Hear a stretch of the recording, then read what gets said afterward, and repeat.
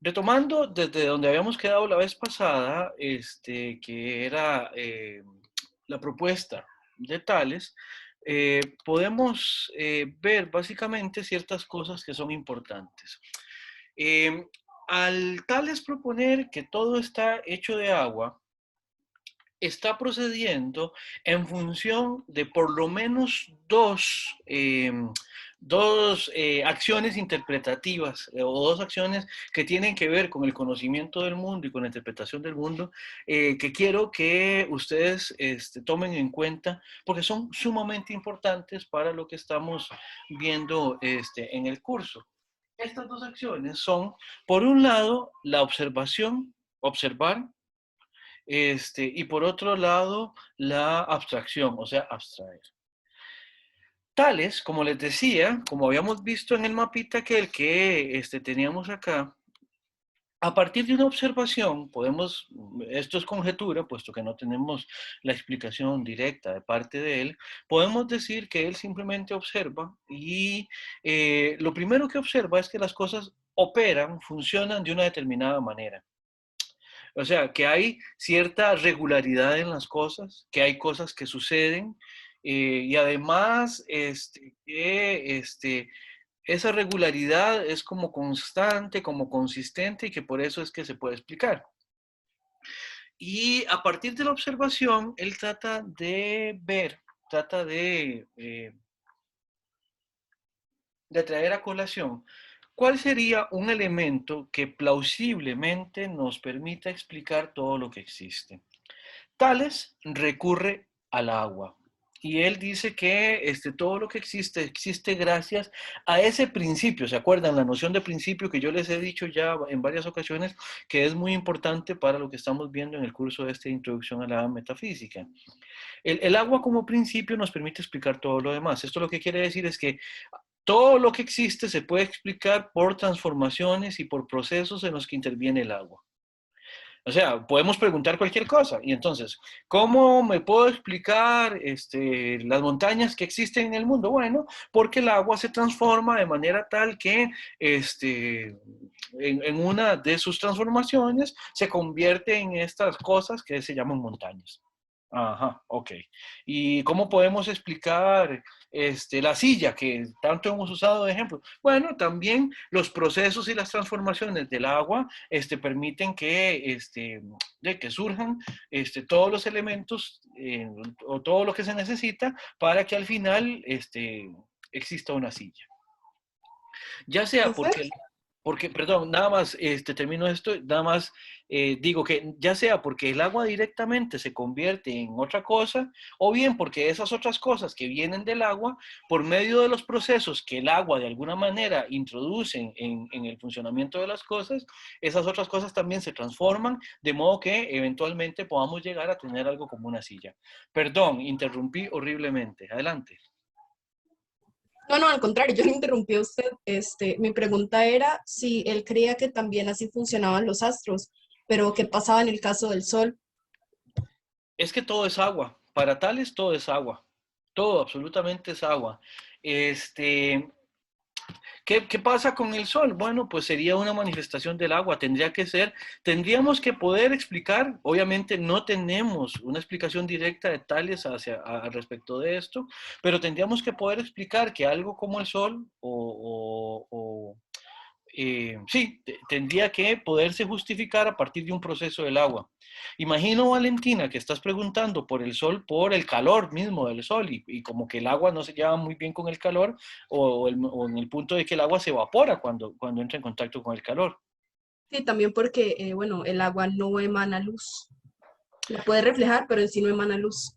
Claro, pero en ese sentido el agua tampoco, eh, ¿cómo decirlo? El agua tampoco es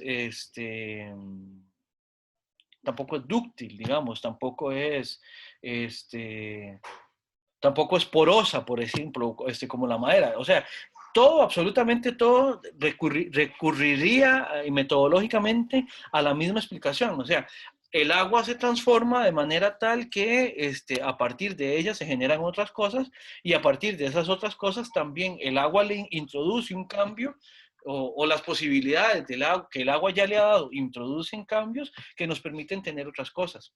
Entonces, la generación del calor, de la dureza, de las diferentes texturas, de la posibilidad de emanar luz, de emanar calor o lo que sea, todo eso Tales lo explica recurriendo al agua. Sí, Valentina. Sí, gracias. Claro, con todo gusto. Entonces, vean que ahí tenemos una observación de cómo es que funcionan o que intenta explicar cómo es que funcionan las cosas o cómo es que operan las cosas.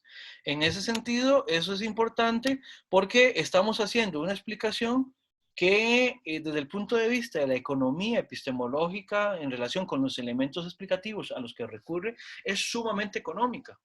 Con un principio tratamos de explicar cómo es que opera todo. Eso es bastante económico. Habría que ver si es eficaz, o sea, si de verdad logra hacer lo que Tales dice que hace. Pero el punto es, aquí lo que estamos es ante un esfuerzo porque por medio, o tendiente a qué, por medio de elementos que podemos dominar a partir de la fuerza de nuestro entendimiento, o sea, a partir de la fuerza de lo que entendemos con nuestra cabeza, con nuestra razón, con nuestra inteligencia, podemos explicar el mundo.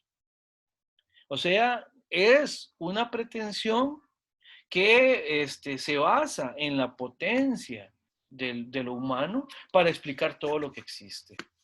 Ya aquí, vean que aun cuando en los presocráticos, y esto es una aclaración que siempre hago, en los presocráticos seguimos encontrando que a los principios a esto se les llama divinos, se les dice que son divinos, pero no en el sentido más teísta del término, como si fueran divinos en tanto que fueran divinidades con una personalidad o como que si fueran ya específicamente dioses. Aquí hay una separación y es súper significativa. Antes, cuando queríamos explicar por qué el mar se ponía muy, muy, muy bravo, por decirlo de alguna manera, a lo que se recurría era decir que es que hay un dios, un espíritu que tiene regencia en el mar, en este caso, por ejemplo, en la cultura griega era Poseidón, que cuando se enojaba, entonces el mar se ponía demasiado, se embravecía el mar también, ¿verdad? Pero ahora lo que hacemos es que nos separamos de esa explicación que recurre a una divinidad detrás de las cosas y tratamos de explicar las cosas desde ellas mismas a partir de elementos que funcionan como las cosas mismas funcionan o dentro de la operación de las cosas mismas. En ese sentido, la explicación empieza a ser inmanente a las cosas, aun cuando haya un principio que transversalmente me permite explicar todas. En el caso de Tales es el agua. Esto, hay un autor irlandés, Benjamin Farrington, que lo que teorizaba a propósito de esto es que en última instancia esto es un proceso de secularización de la explicación del mundo. Y eso es súper importante, súper importante. No sé si esto queda claro, no sé si tienen alguna pregunta o algún comentario en relación con esto. Digamos, profe, entonces, de Tales, realmente podemos afirmar que él tiene estos principios a partir de, por así decirlo, las citas o referencias que tenemos de otros autores. No es porque él explícitamente lo llegara a explicar así o tuviésemos como un registro donde él llegara como a decir todo esto.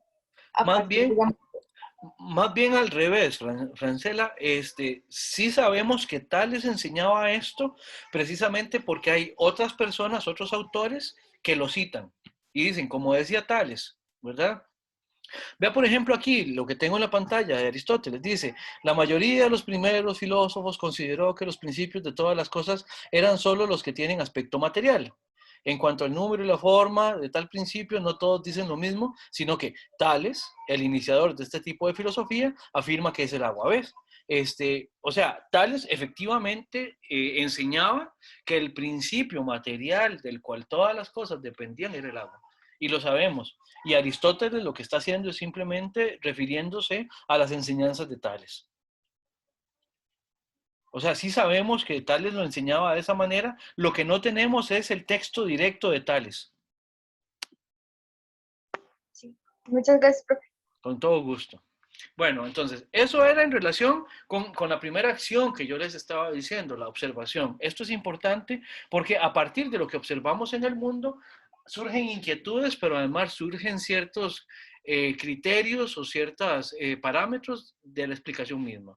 Por ejemplo, de que vamos a explicar las cosas a partir de las cosas, ¿verdad? No a partir de una divinidad. Ahora, el segundo paso, la segunda acción que yo les decía era la abstracción. Abstraer es, la palabra abstraer literalmente significa separar. Y en este caso tiene que ver, la separación tiene que ver con que conceptualmente nosotros no nos quedamos solamente, en el caso, por ejemplo, de estos filósofos, no nos quedamos solamente con lo que observamos, con lo que vemos, con lo que es evidente, sino que vamos más allá. Abstraemos es que nos separamos de eso porque explicativamente no nos queremos quedar con las cosas, sino que queremos buscar un principio que las explique. Por eso es que en última instancia, aun cuando el agua es un elemento físico, o sea, yo aquí en mi botellita tengo agua y estoy tomando agua a menudo, no es solamente que nos estemos refiriendo al agua como esa materialidad, no solo como eso, sino también como un principio abstracto, o sea, como un principio mediante el cual podemos entender cómo es que operan las cosas. Entonces, el primer paso, la observación es importante, pero el segundo paso, el que da Tales, el de la abstracción, es sumamente importante porque entonces ese es el que nos permite de manera, ¿cómo decirlo?, representacional, de manera simbólica, hacer un modelo mediante el cual explicamos todo lo que existe, obviamente a partir de aquel principio que estamos mencionando, en el caso de Tales, el agua. Es un gran gesto lo que está haciendo Tales. No sé si tienen alguna pregunta sobre Tales. Bien, entonces vámonos a su discípulo, Anaximandro, que dicho sea de paso, propone también un principio y es, por así decirlo, bastante curioso la manera en que lo propone. Con Anaximandro tenemos, también tenemos una propuesta de la que denominamos física, ¿verdad? Anaximandro fue discípulo de Tales, ¿verdad? Tuvo un conocimiento bastante grande sobre muchas cosas, ¿verdad? Se dedicó a muchas cosas. Y ahora, en este paso que va de la observación a la abstracción, podemos decir que Anaximandro da un paso más allá que su maestro, más allá, que Tales, en relación con la parte de la abstracción, en el sentido de que el principio que propone Anaximandro es todavía más abstracto que el agua, tal como lo propone Tales. ¿Por qué? Porque sea como sea, el agua todavía conserva algún nivel de tangibilidad.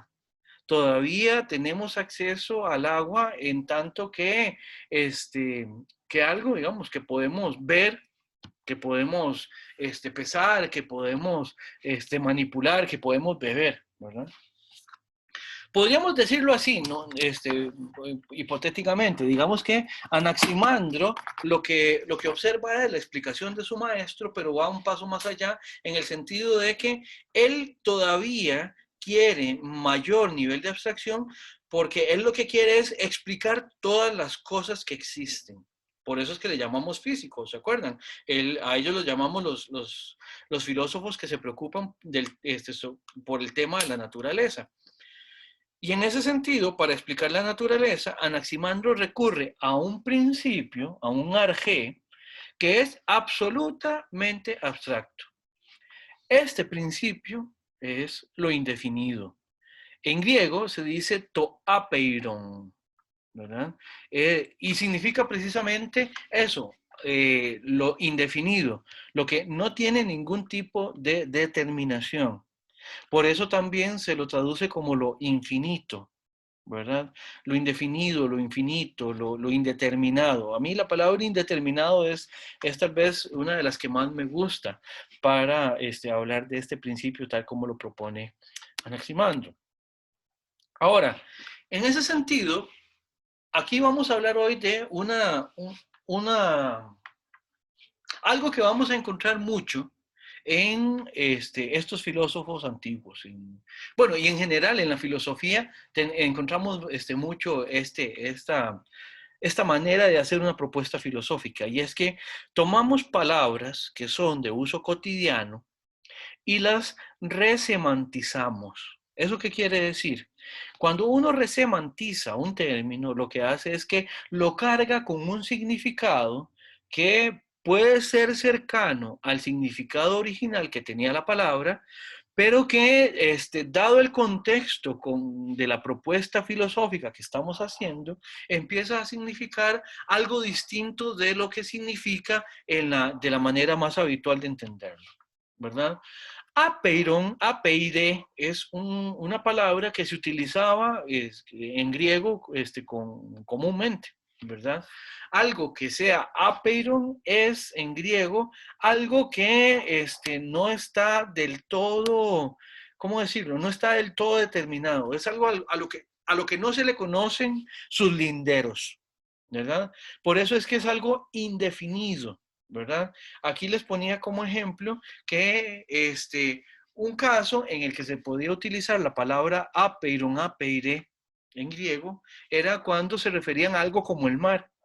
El mar, thalassa en griego, era apeire. ¿Por qué? Porque ellos no le conocían los límites al mar.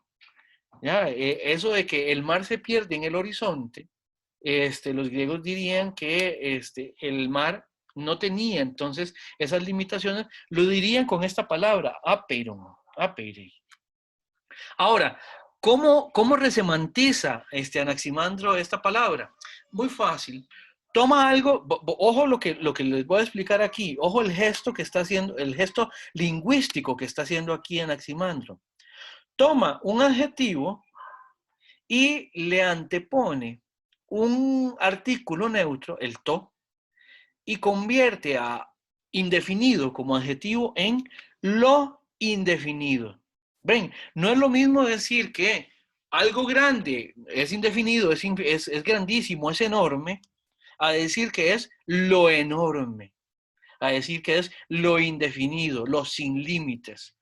Lo convierte así a partir de este gesto, de esta acción, lo convierte en una categoría filosófica sumamente abstracta, dicho sea de paso, ¿verdad? Porque cuando nosotros hablamos de lo que no tiene ninguna determinación, lo indeterminado, ¿verdad? Simplemente pensamos en algo que se refiere de manera muy general, ¿verdad? A este principio a partir del cual todas las cosas surgen, ¿verdad? ¿Por qué es muy abstracto? Bueno, precisamente porque lo que hacemos es que pensamos la ausencia de determinación de límites, de condicionantes, y cuando esa ausencia la estamos pensando de manera absoluta o nos referimos a esa absolutez, lo que estamos es enfrente del apeiron. Como pueden ver, el apeiron no lo podemos pensar.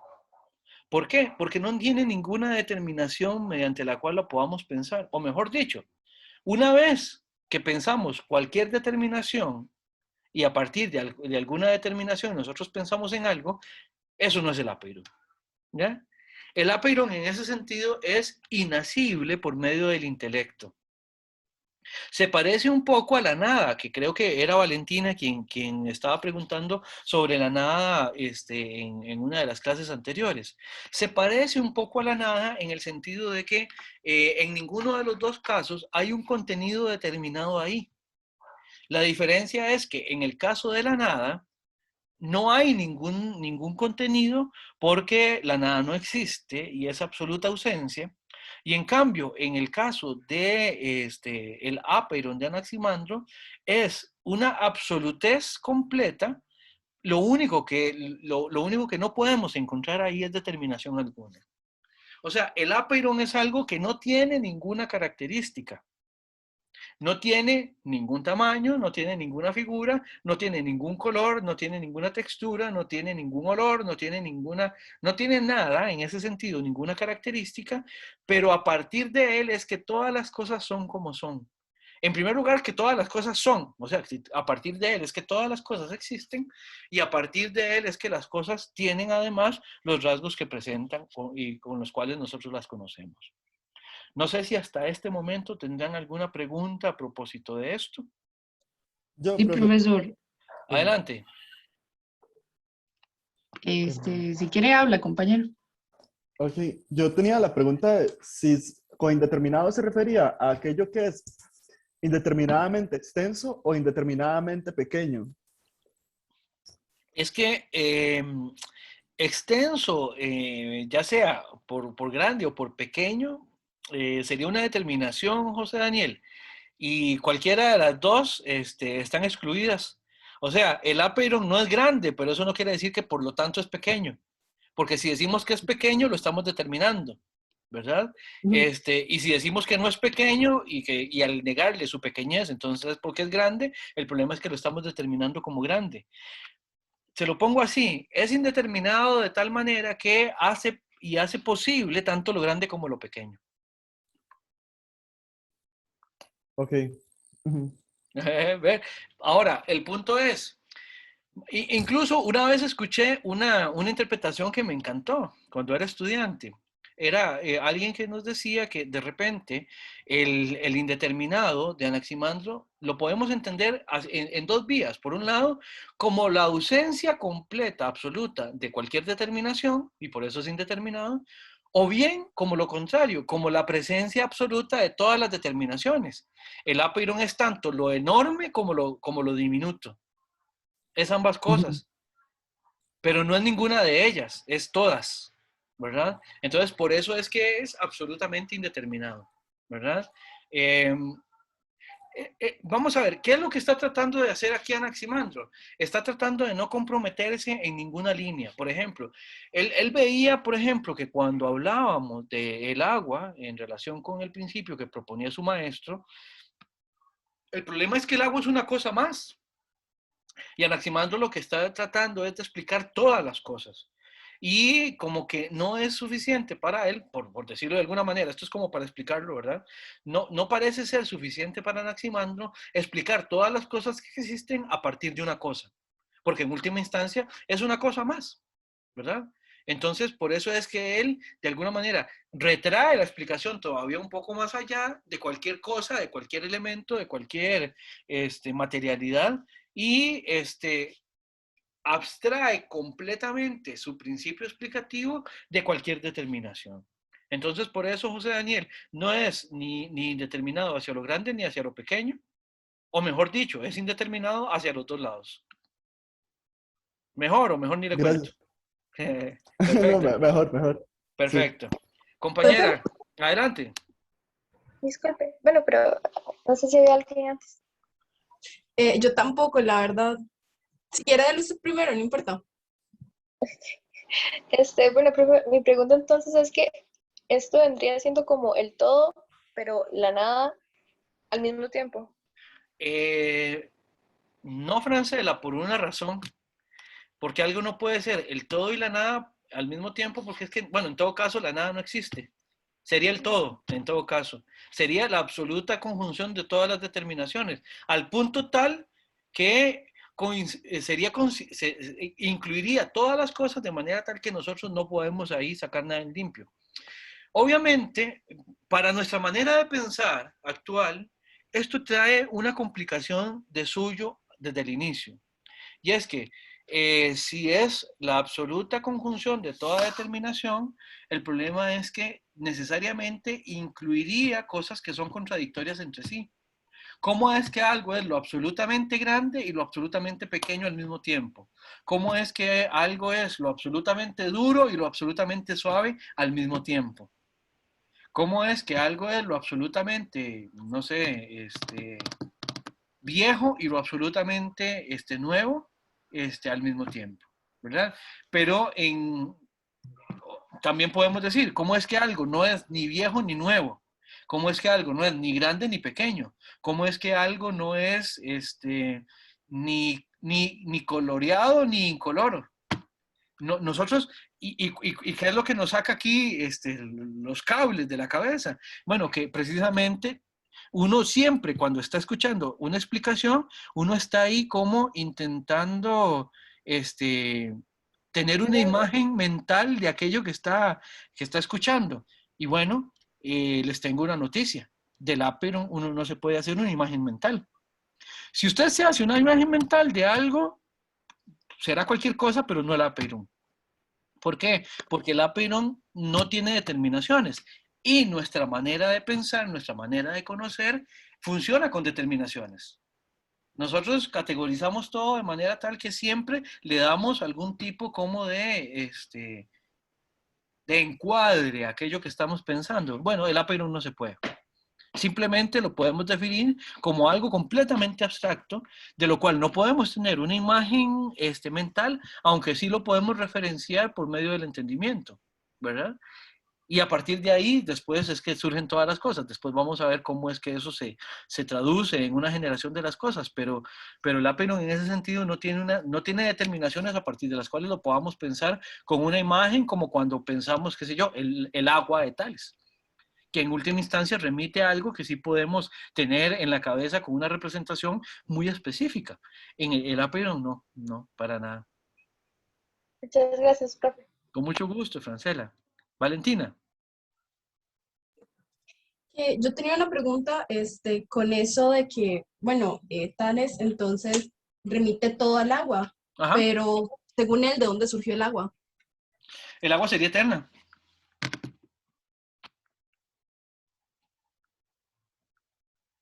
Vamos a ver. Así tipo Dios, digamos, que según la Biblia, Dios se hizo a sí mismo. O sea, en realidad no se hizo a sí mismo, no se hizo, simplemente está. Exactamente, eso es una precisión. Okay. Sí, sí. Se parte del hecho, por ejemplo, los griegos en este sentido partían del hecho de que las cosas habían sido siempre de la misma manera. Hay como una especie de eternidad de las cosas. Y en este caso, la eternidad más fundamental sería la del agua para Tales. En el caso de Anaximandro, las cosas habrían sido siempre de esta manera, o sea, siempre habrían venido ocurriendo en procesos y todo gracias al Aperon. Pero en ese sentido, los griegos, estos griegos, no tenían la noción de un primer inicio, de un primer inicio en el sentido de que hubiera un salto de la nada al ser, por así decirlo. En ese sentido, por ejemplo, tendría que haber por lo menos una cosa eterna, en este caso el agua, o el Aperon, y a partir de ahí surgiría todo lo demás. Y sería parecido a Dios en el modelo por lo menos judio-cristiano, en el sentido de que Dios es el elemento último de la explicación. O sea, antes de Dios no hay nada, ¿verdad? En el caso de Tales, antes del agua no hay nada. La diferencia, ¿cuál sería? O por lo menos alguna de las diferencias que podríamos evidenciar aquí es que el agua es el elemento que hace que todo surja, pero en ese sentido el agua no tiene una voluntad. No es como en la Biblia, en el texto bíblico se relata que de pronto Dios dice, hagamos, que sea la luz, dice, y así crea. O después cuando dice, hagamos al hombre, ¿verdad? No es que el agua tiene una voluntad de generar las cosas, así como en el modelo judío-cristiano, Dios tiene una voluntad de creación. Esa sí sería una diferencia importante. En cuanto a la eternidad, se parecen, pero en cuanto a ese ímpetu, digamos, para generar las cosas, en Dios, en el Dios cristiano, se entiende a partir de una voluntad, pero en el agua o en un principio explicativo de este tipo, no hay una voluntad así. Gracias. Perfecto. ¿Alguna otra pregunta? Adelante. Disculpe, y digamos, con respecto a eso del agua, para él, digamos, las personas, nosotros, los seres humanos, también venimos del agua. Del agua. Sí, claro. Y por ejemplo, yo no sé si ustedes han oído el dato ese de que somos como 70% agua. Entonces Tales diría, ven, se los dije. Y además, él diría, y el otro 30% viene del agua también. Claro. Y usted me preguntaría también, el mármol, algo tan duro como el mármol, del agua. Y la madera de almendro, viene del agua. Y el sol, que preguntaba Valentina, del agua. ¿Verdad? En ese sentido, Tales termina como con una letanía. ¿Y eso de dónde viene? Del agua. Y aquello como del agua. ¿Verdad? Todo viene del agua, porque es el principio que explica todo. Sí, Fiorella. Listo, profe, gracias. Perfecto, perfecto. Bien, entonces, en el caso de Anaximandro, esta resemantización del término apeiron y convertirlo en una categoría filosófica, decíamos, es importantísimo. El apeiron, a diferencia del agua, no es un elemento. Porque los elementos, por ejemplo, en la clase pasada mencionábamos este recurrir a los elementos en las propuestas antiguas, de recurrir al agua, al fuego, al aire, a la tierra, como aquello a partir de lo cual se componen las cosas. En el caso del apeiron no es un elemento. Si existieran elementos como el agua, el fuego, si efectivamente esos son los elementos mínimos a partir de los cuales se arman todas las demás cosas, aún ellos como elementos dependerían del apeiron, porque todas las cosas vienen del apeiron. ¿Ya? En ese sentido lo podemos ver en el fragmento, en este fragmento, en el primero, ¿verdad? Ojo, me voy a permitir leerlo. El principio, aquí Anaximandro lo que está diciendo es G, el arge, ¿verdad? El principio de los seres es indefinido. Y las cosas perecen en lo mismo que les dio el ser según la necesidad. Y es que se dan mutuamente justa retribución por su injusticia según la disposición del tiempo. Las cosas ocurren, pasan, existen, precisamente porque el apeiron genera. El apeiron, una cosa que sí podemos decir que tiene es agencia, o sea, tiene la capacidad de producir, de hacer que las cosas se generen. O sea, vamos a ver, el apeiron no tendrá determinaciones en sí, pero sí podemos incluirlo en ciertas explicaciones. Por ejemplo, podemos decir, uno, que existe, claro, ¿verdad? Eso está claro. Segundo, que existiendo interviene en relaciones causales.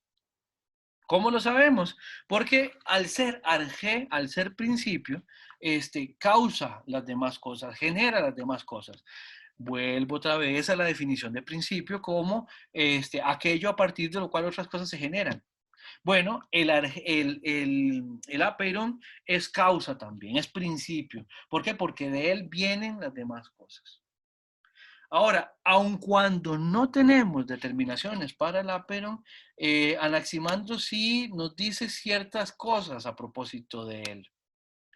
Es eterno y nunca envejece. Bueno, es eterno porque es lo que está fundamentando la explicación.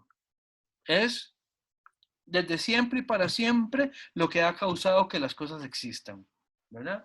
Es inmortal e indestructible. Luego, todo lo abarca, vean aquí el fragmento 6, lo abarca todo y todo lo gobierna, ¿verdad? Lo indefinido abarca y gobierna absolutamente todo. Esto es importante porque para el arge, en las noticias después podríamos revisar, al arge se lo define muchas veces, o no se lo define, disculpen, más bien se lo caracteriza como divino, ¿verdad? Y en este sentido, lo que tenemos que entender es que la palabra divino es una palabra que en la cultura griega aparecía también relacionada con algo que era sumamente importante, excepcional por su importancia. Y por eso es que el apeiron es divino, no porque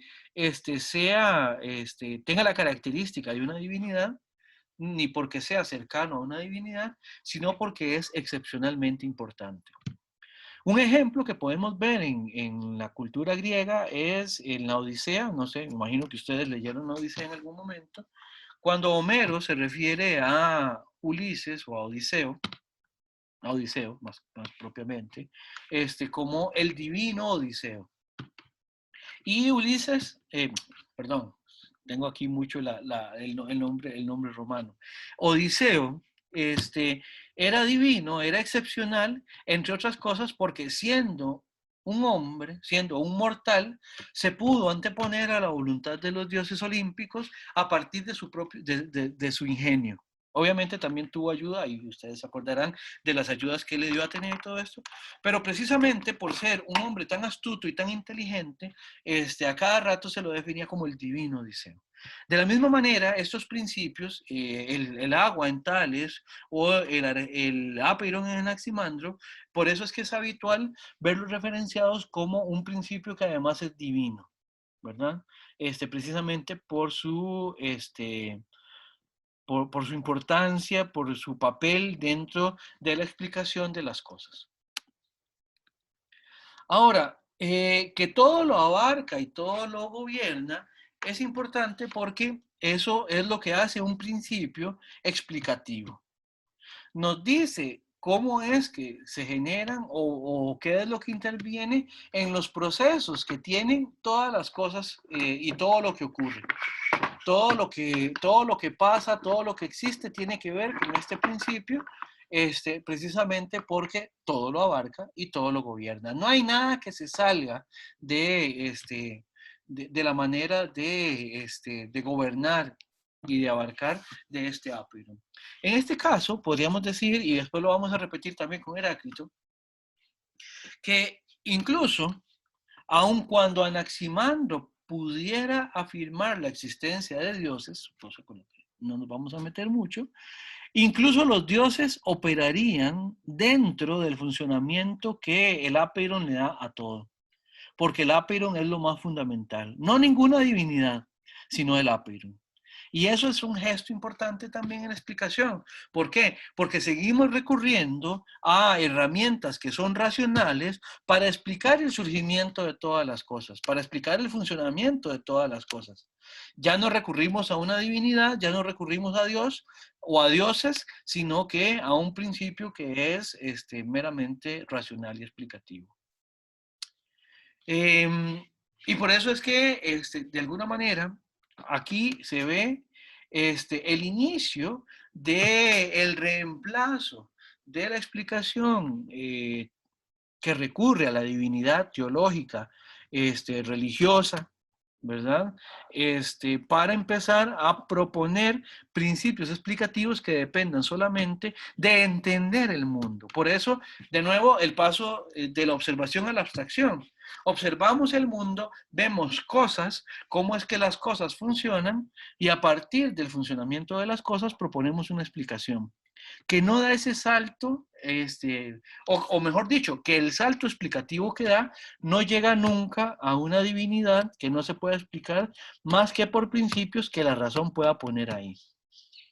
Eso es muy importante, porque en el contexto, digamos, histórico, todavía en los otros pueblos que están cerca y en algún sentido relacionados con los griegos, todavía se siguen explicando las cosas como principios divinos. Y en última instancia se remite a las divinidades como como los elementos o como los principios explicativos últimos de todo lo que existe.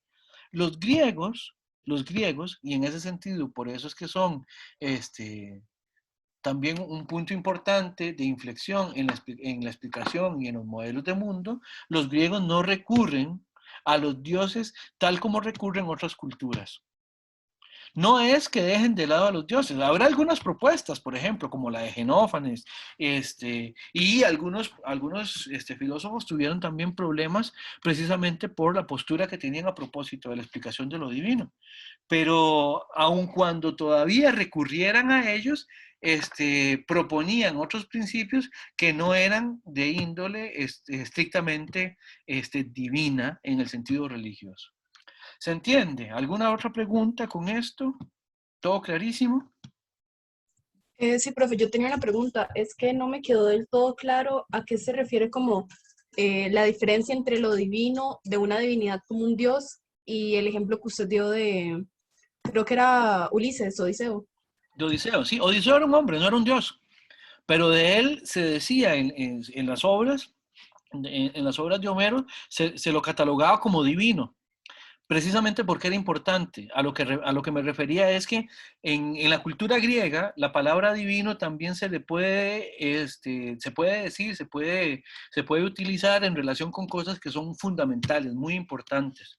Y por eso es que estos principios, estos arjai que proponen los filósofos, estos presocráticos que estamos viendo, también tienen la posibilidad de pronto de ser catalogados como divinos por esos mismos proponentes, por el mismo Anaximandro. Vamos al fragmento de nuevo. El mismo principio también es divino. ¿Verdad? O sea, lo podemos entender como divino. Bueno, aquí no lo aparece, aparecerá en alguna noticia. Pero su divinidad no significa que sean deidades, significa que son cosas fundamentales, que no son exactamente lo mismo en cultura griega. Esto es como para precavernos a la hora de escuchar la palabra divino en un contexto no cristiano. Porque a nosotros, nuestra cultura, digamos, como nosotros estamos inmersos en un entorno cultural e históricamente judeocristiano, cuando nosotros escuchamos algo como divino, de una vez es muy fácil tirar la línea a pensar la divinidad tal como en nuestra cultura hemos acostumbrado a pensarla y a referirla. Pero en siglos anteriores al cristianismo, en la Grecia antigua, la referencia a lo divino hay que entenderla de manera distinta. Por eso es que es la salvedad que estaba haciendo Valentina. Ahora sí, gracias. Perfecto. ¿Alguna otra pregunta? Si no, podríamos cerrar aquí también la parte de Anaximandro. Creo que sí, con Adelante. respecto a lo divino, entonces cuando uno se encuentra con la palabra divino y está estudiando la filosofía antigua, ¿qué debe, entonces cómo debe considerar ese concepto? ¿Me lo puede repetir, por favor? Sí, de muchas maneras, Cintia, porque también, bueno, hay muchas propuestas, ¿verdad? Pero en general, simplemente pensarlo como algo fundamental, como algo que es de suma importancia, como algo que es muy relevante, pero no solamente como una deidad, en el sentido de que, vamos a ver, el Apeirón de Anaximandro sería divino, pero no sería objeto de culto. No sería algo a lo que se le pueda rendir culto o a lo que se le pueda elevar plegarias o a lo que se le pueda hacer, digamos, algún tipo de ofrenda, porque no tendría sentido, ¿verdad? Pero sigue siendo divino en el sentido de que se refiere a ello como divino precisamente por su importancia, por su fundamentalidad. Muy bien, eso nunca lo había estudiado, pero muchas gracias, profe. Bueno, pues ahí está, ya algo aportó el curso entonces, muy bien, qué dicha. ¿Alguna otra pregunta? Yo quería hacer solo un comentario, profe. Claro, adelante, Mónica. Ya, a mí me gustó mucho el texto de Anaximandro más que Tales, ¿verdad? Porque Ajá. él es como o sea, él abarca mucho. Entonces, a mí me gustó un texto que dice, según él, hubo en origen barro calentado, la acción del sol, del que se configuraron primero los animales acuáticos que andando el tiempo acabaron por dar lugar a los seres humanos. A mí me gustan mucho los paralelismos porque, digamos, hay una teoría de la biología que dice, digamos, que en el principio había atmósfera, había mar, ¿verdad? Pero la atmósfera era o sea, era tóxica. Uh-huh. Entonces que en el mar habían cianobacterias y que las cianobacterias hicieron a la atmósfera habitable. Uh-huh. Y que después surgieron peces y los peces adquirieron, ¿verdad? Se fueron evolucionando a ser lo que somos ahora. Sí, sí. O Eso sea, es lo que decía eso. para poder salir del agua. Ajá, sí. Sí. Y eso era cuando yo llevé biología general, porque soy del área de la ingeniería, ¿verdad? Ajá. Eso lo habían dicho un profesor o no, en un libro, no me recuerdo. Y la parte también, bueno, el barro, también me da mucha curiosidad, ¿verdad? Porque hay una teoría de la física que dice que estamos hechos de polvo de estrella. Entonces, digamos, hay como muchas, como que las teorías son como el origen, seguro, a partir de Anaximandro o de tales, ¿verdad? Se vinieron originando, me imagino. Sí, en ese sentido hay mucha gente habla de que en Anaximandro podemos ver los gérmenes de una teoría evolutiva, efectivamente. Él en algún momento habla de que los seres humanos surgimos del vientre de los peces que salieron a un lugar más seco y que ahí quedaron y entonces desde dentro nosotros rasgamos la piel y salimos, ¿verdad? Que eran unos seres como llenos de espinas y cosas, por ahí lo dicen en las noticias. Ciertamente la teoría de evolución, por ejemplo, tal como la propone Darwin, y a partir de Darwin todo lo que ha tenido, pues obviamente es muchísimo más elaborada y tiene un montón de elementos que era imposible que ellos vieran. Pero hay un montón de explicaciones que de alguna manera tienen un referente antiguo. Esto de la evolución en Anaximandro lo podemos encontrar ciertamente. Los atomistas, que son otros tipos, otros presocráticos, otros pensadores antiguos, también proponían la idea de un átomo, de lo que se denominó átomo, como algo indivisible, como una partícula elemental también. Y por eso es que los científicos, pues, de la teoría atómica, cuando llegan y proponen que lo que existe es el átomo, toman ese nombre precisamente de estos filósofos antiguos. Entonces sí, hay referencias que son interculturales, interepocales, digamos, que son muy ricas. Y en ese sentido, Mónica, tiene usted toda la razón cuando habla de que esa parte de Anaximandro, cuando propone esa salida, digamos, desde lo más húmedo hacia lo más seco, eso es interesantísimo, sí, claro. Bien, ¿algún otro comentario, alguna otra pregunta? Si no, puesto que estamos llegando a los 50 minutos de clase, entonces podemos hacer la pausa y ya que tengo que son las 11:51, volvemos a las 12:01. Nos vemos en 10 minutos.